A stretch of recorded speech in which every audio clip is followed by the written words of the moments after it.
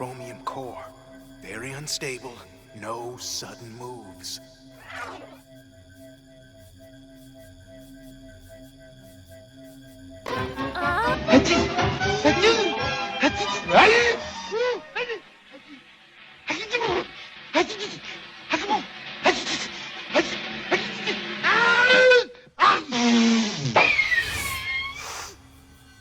Please continue.